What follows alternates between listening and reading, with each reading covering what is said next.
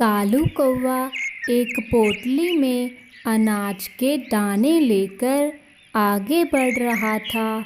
तभी वह उस अनाज की पोटली को ज़मीन पर रखकर कुछ देर आराम करने के बारे में सोचता है। इतनी ठंडी छाया है इस पेड़ की, कुछ देर यहीं आराम कर लेता हूँ। ऐसा कहकर कालू कौवा उस पेड़ के नीचे ही आराम करने लगता है। उसी जंगल में एक रानो नाम की चिड़िया भी रहती थी, जो कि भोजन की तलाश में निकली हुई थी।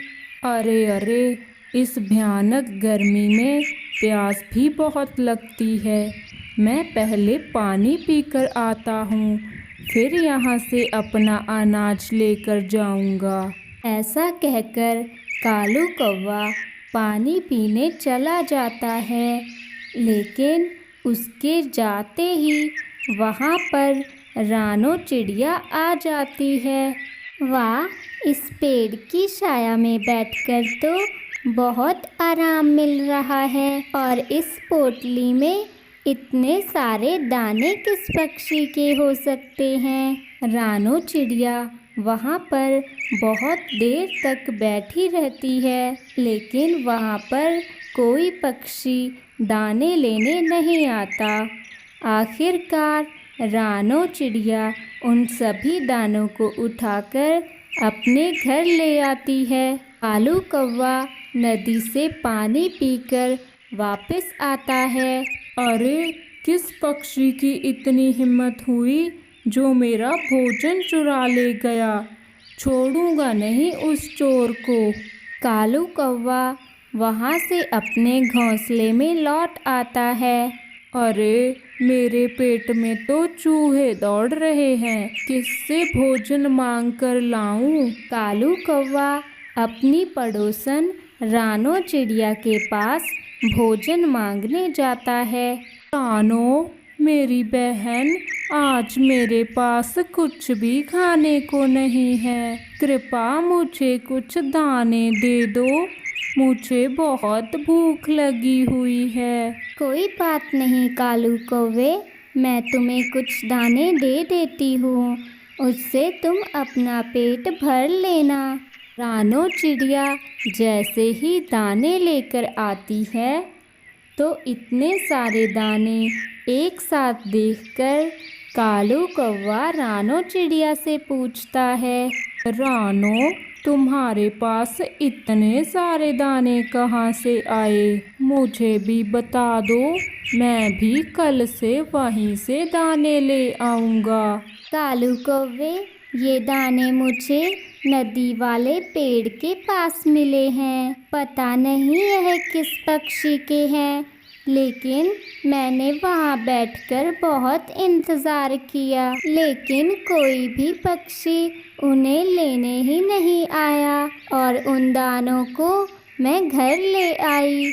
चोर कहीं की, तुमने मेरे दाने चुराए हैं। कालू कौवे, मुझे माफ़ कर दे, मुझे नहीं पता था ये दाने तुम्हारे थे, वरना मैं उन्हें कभी ना लेकर आती। चुप रहो अब तुम, और मेरे साथ चील राजा जी के पास चलो, अब वही करेंगे फैसला। रानो चिड़िया कालू कौवे से बहुत माफ़ी मांगती है, लेकिन वह उसकी एक नहीं सुनता और सीधा चील राजा के पास चला जाता है।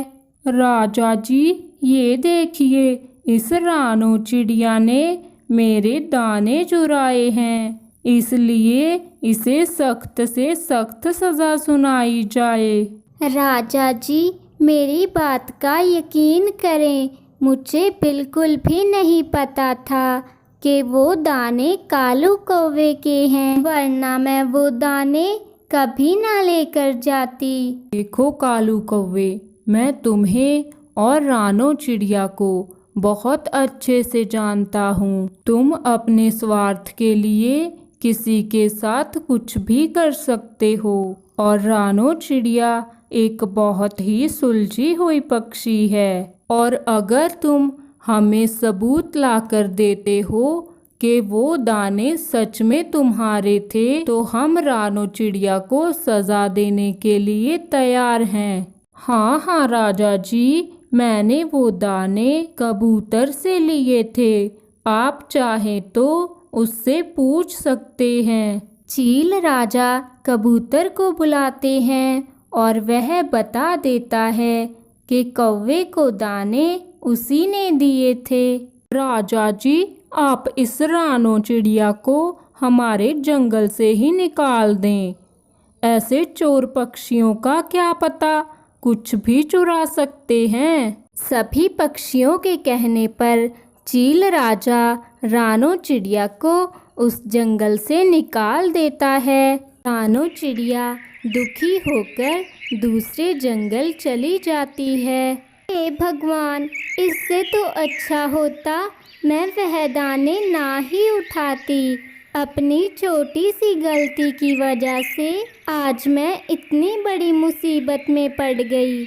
इस जंगल में मैं कहाँ रहूँगी, कैसे घर बनाऊँगी? मैं तो यहाँ किसी को जानती भी नहीं। रानो चिड़िया ऐसे ही सोच सोच कर बहुत परेशान थी, लेकिन थोड़ी ही दूर जाने के बाद उसे एक गुलाब का घर दिखाई दिया। हे गुलाब घर, मेरे पास रहने को कोई घर नहीं, क्या तुम मुझे अपने अंदर रहने की अनुमति दे सकते हो? नहीं, मैं नहीं रख सकता, कहीं और जाकर रहो। गुलाब घर, मेरे साथ ऐसा मत करो। अब इतनी जल्दी मैं घर कैसे बना सकती हूँ? समय पहले तुम्हारी तरह ही एक कौवा आया था। मैंने उसे अपने अंदर रहने दिया, लेकिन उसने मेरे अंदर की सारी चीज़ें तोड़ फोड़ दी और मेरा बहुत नुकसान किया। इसलिए अब मैं किसी को यहाँ नहीं रहने दूँगा। यह सुनकर रानो चिड़िया बहुत उदास होती है, लेकिन तभी बहुत तेज बारिश शुरू हो जाती है। रानो चिड़िया वहीं पास में ही एक पेड़ के नीचे भीगती रही।